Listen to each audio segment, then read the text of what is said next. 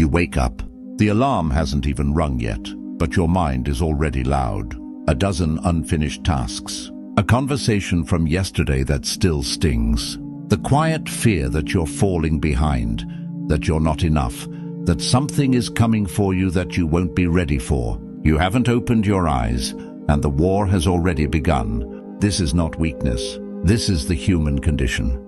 Every single person you admire, every calm face you scroll past, every successful life you envy, they all carry the same storm. The difference is not that some people are born without the noise. The difference is that some people learned how to stop feeding it. The Stoics called this inner work the true battlefield. Not the office, not the relationship, not the bank account. The battlefield is here, and the war is won or lost long before the world ever sees the outcome. Marcus Aurelius, Emperor of Rome, woke up every morning to slaves, senators, and the constant threat of assassination. Yet he wrote in his private journal, "You have power over your mind, not outside events. Realize this, and you will find strength." Today, we are going to do exactly that. We are going to walk, step by step, into the storm inside your head and clear it. Not with force, not with endless positive affirmations, but with the cold, clear, unbreakable tools of Stoicism that have survived 2,000 years because they work.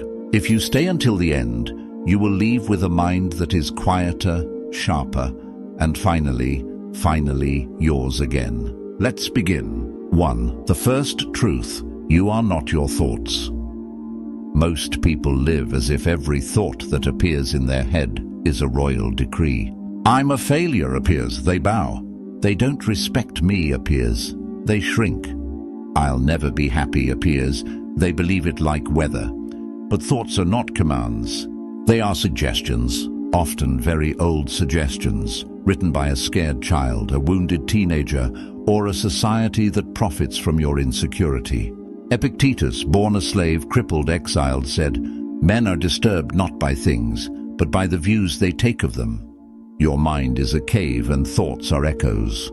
The louder you shout back, the longer the echo lasts. The moment you stop shouting, the echo dies on its own. So the first discipline is simple, and it is brutal in its simplicity. Learn to watch. Close your eyes right now for 10 seconds. Whatever thought comes, do not argue, do not follow, do not fix. Just notice. There is thinking. Label it softly.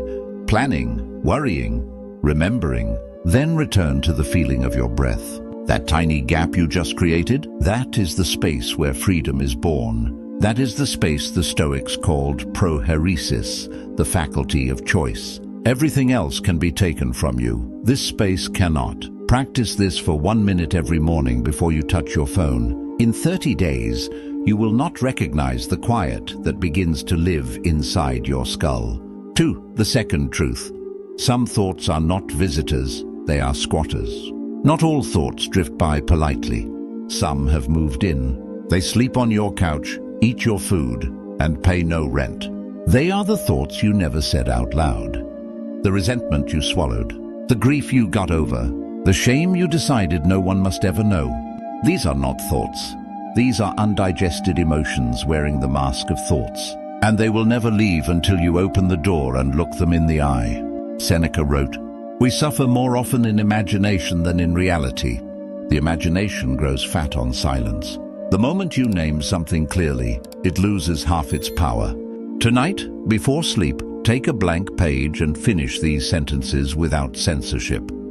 The thing I am most afraid to admit, even to myself, is the person I have not forgiven, including me, is. The moment I still carry in my body like a stone is.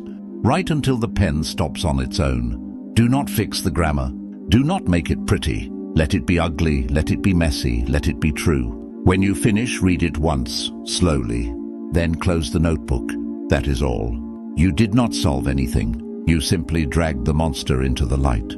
Monsters shrink in daylight. You will sleep better tonight than you have in months. Repeat weekly. In 90 days, you will be carrying half the weight you carry today. 3. The third truth. The past is a story you keep retelling yourself. There is a folder in your mind labeled evidence that life is unfair. You open it every time you need proof that you were right to stop trying. Every rejection, every betrayal, every failure is neatly filed there. You visit it the way religious people visit a shrine, but the past is not a place. It is a story, and you are the only author still adding chapters. Marcus Aurelius wrote every night to himself, "Forget the future. When and if it comes, it will come with the same reason you can use today." Translation: stop rehearsing yesterday's pain as if rehearsal will change the ending. Here is the Stoic practice of premeditatio malorum turned gentle. When a painful memory rises, do 3 things.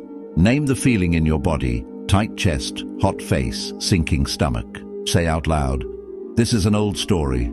I am safe right now." Ask the memory one question: what did you come to teach me that I still haven't learned? Then listen. Not with your thinking mind, with your body.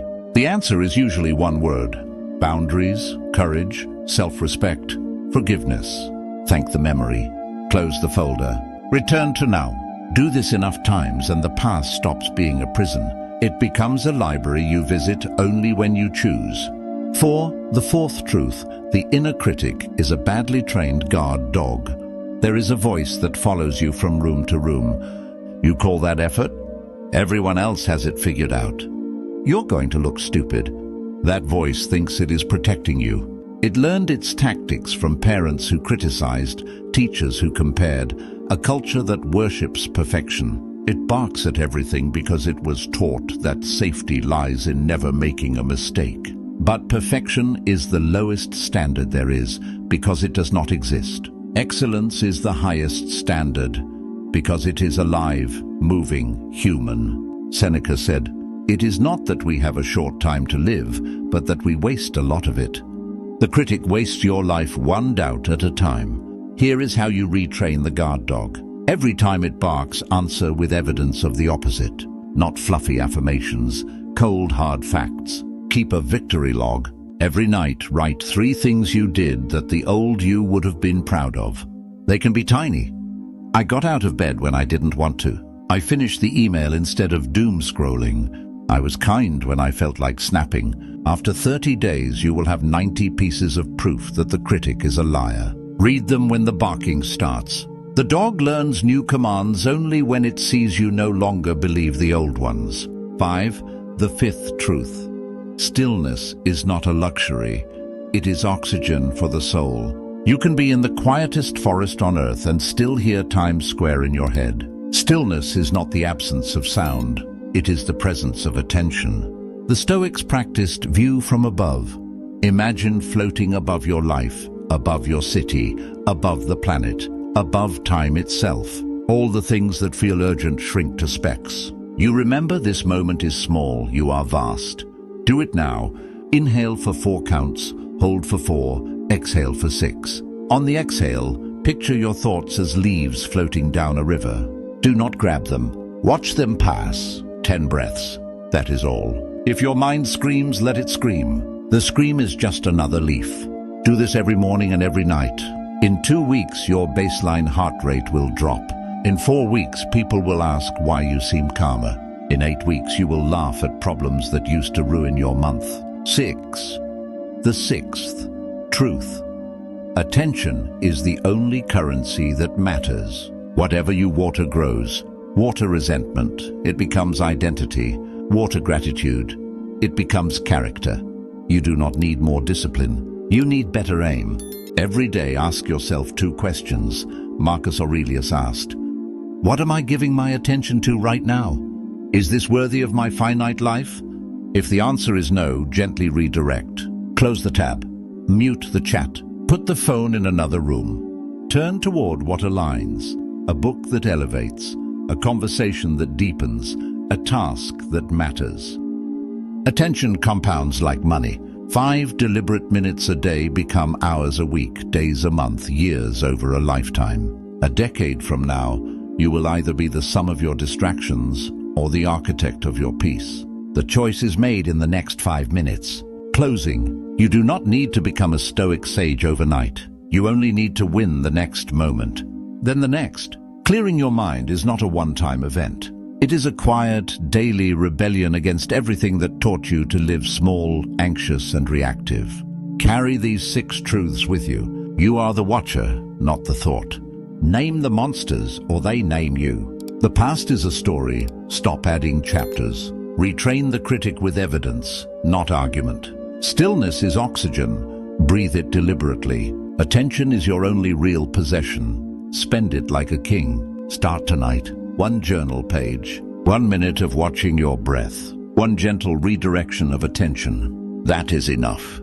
That is everything. The storm will still come. But you will no longer be the storm. You will be the sky. Thank you for walking this path with me. If this spoke to the part of you that is tired of the noise, do 3 things. Like this video so the algorithm knows real wisdom still matters. Subscribe and ring the bell. I release a new Stoic practice every week. And in the comments, write the 1 truth from today you will begin with tonight. I will read every single one. Until next time, remember the words carved into the temple at Delphi that changed Marcus Aurelius forever. Know thyself. Begin there. Everything else follows. Clear mind, strong soul, unshaken life. See you in the next one.